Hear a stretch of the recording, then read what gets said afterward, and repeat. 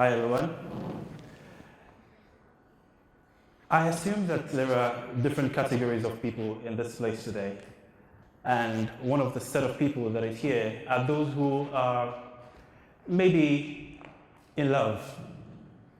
You're either in love, or maybe you're about to get in love, or maybe you were once in love. So if you fall within these categories of people, I'll be talking to you today. My presentation is about a research we contextualized 57 episodes of a TV series called Divorce Courts.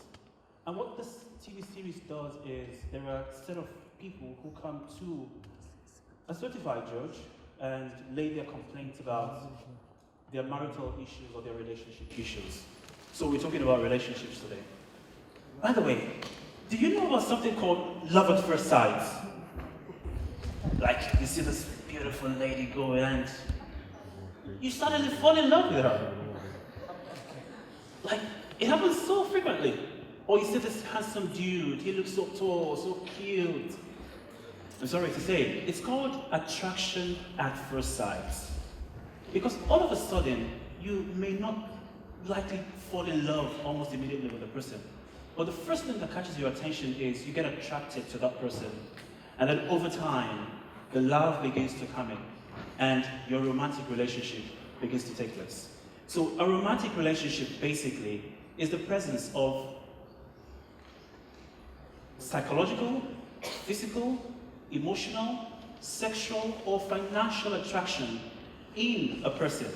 So it could be with a male and a male, a female and a male, or a female and a female. As far as it involves two people, it's a romantic relationship. And when there is a presence of one or more of love, physical, sexual, psychological, or emotional attraction. So, attraction at first sight. Now, after we content-analyzed these episodes of Divorce Court, we found out that what really is breaking our love life? Anyone knows? Well, the major thing that breaks our love life is conflict. Oftentimes, when a relationship exists, there is bound to be conflict. Once, twice, but when a conflict becomes unmanageable, when two individuals are unable to reconcile their conflict in the relationship, it ends up to become a divorce. So, we found out there are a series of issues that often causes problems in a relationship. And some of the results that we found, quite amazing. One of the major problems we found in a relationship is communication problem, ineffective communication. We also found out that jealousy is a problem in a relationship. There is a man in a relationship, he doesn't want his lady to look at any other guy. Like, for example, there was a particular scenario where a lady was like, baby, do you see that girl looks more beautiful than I do? And the husband was like, which girl? I bet he never sees the girl. Because if he dare sees that girl, there's going to be a problem. So she looks more beautiful truly than I do. So you've been looking at these girls. Then there's going to be a problem. That's part of jealousy. It happens to the man, it happens to the woman, it happens to anyone in a relationship. Lack of support. You should be able to support your partner. We also found out that watching pornography is a problem in a relationship, and infidelity. One of the major intrigues that we found out was social media use. These days, multiple use of social media platforms is breaking relationships. It's causing a lot of conflict in relationships. Now, we also try to examine if there is a communication problem in a relationship. What are those specific problems in the relationship? Now, one of the first things that we found out was anger management. You always yell at your partner. You do not be patient sometimes. You will discover that when two individuals are in a relationship and you're both angry, your relationship is most likely going to collapse. It's most likely going to be filled with problems. So if you're unable to manage anger in a relationship, then there will be problems. We also found out that disrespect in a relationship is very essential. If you do not respect your partner, you're most likely going to come up with a problem in your relationship. And then, if you're not able to caution yourselves, if you're not able to appreciate your partner, if you're not able to understand your partner's non-verbal communication, then you will be in the problem. Now take for example, when a lady throws her hair all of a sudden, just like that, she's passing a message. She keeps throwing. You discover that she's always like this. She's always. Learn to appreciate that you look beautiful, baby, because you just made a new hair.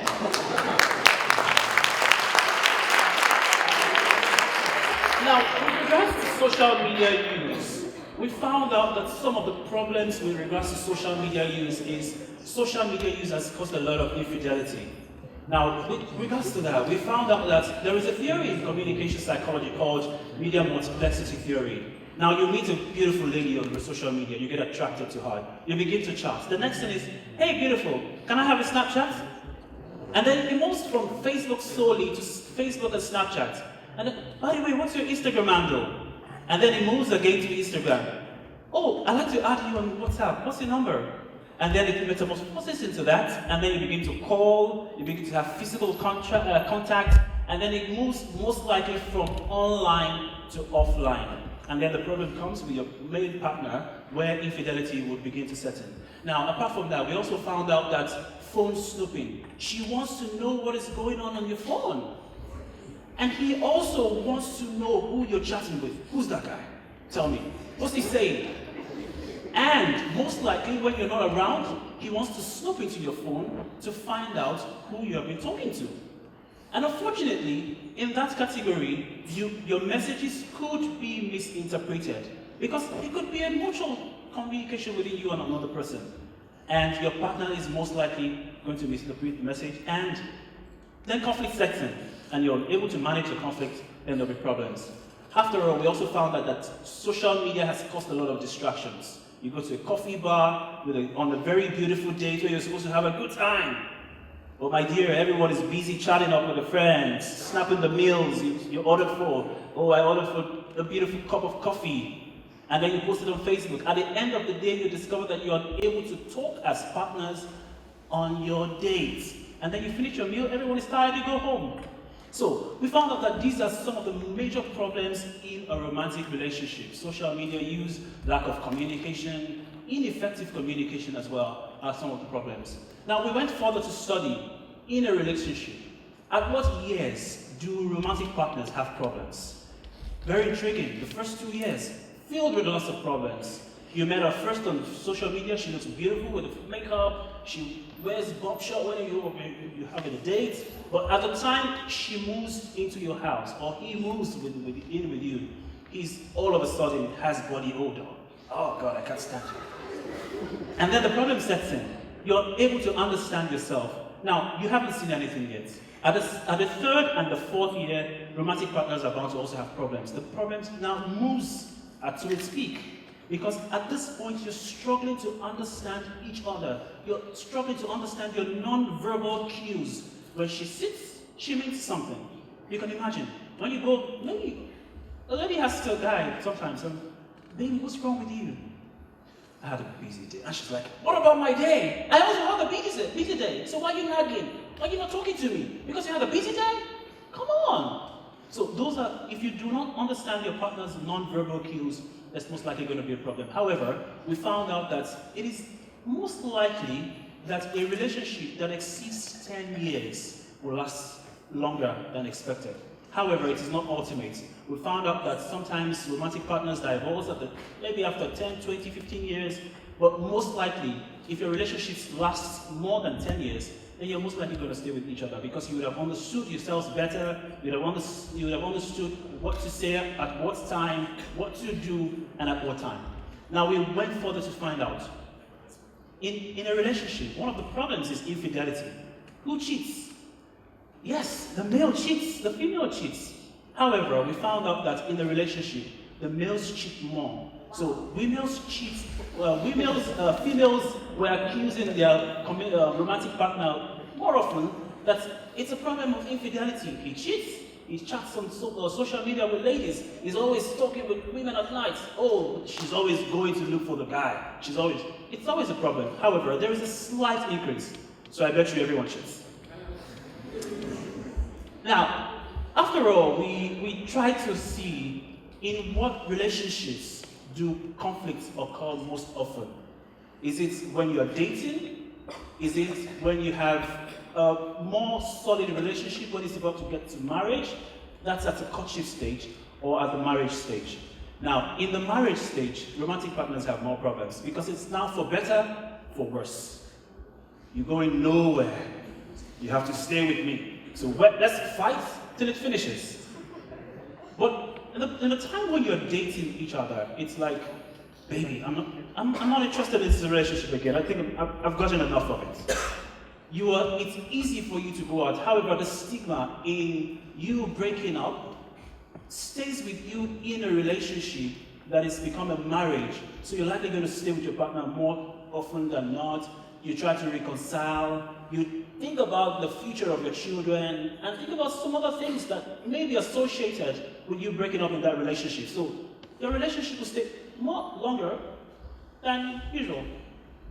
Now, how do we solve these problems of conflicts in relationships? First thing is communication. Talk to your partner. Tell him or her your dislikes. You need to understand that in a relationship, everyone needs to be served. Because in a relationship, it has to be balanced. You have to have a win-win situation for both partners. Because again, when you're in a relationship, you understand that your partner has his or her moods. Your partner sometimes could have mood swings. You should understand that I shouldn't talk to him at this time. When he doesn't want to hear anything, he doesn't want to hear it.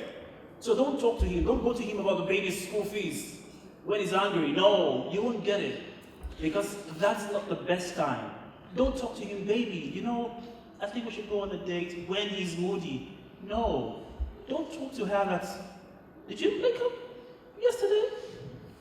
What's that for again at this time when she's moody? Now, again, you need to communicate. Take yourself on a date.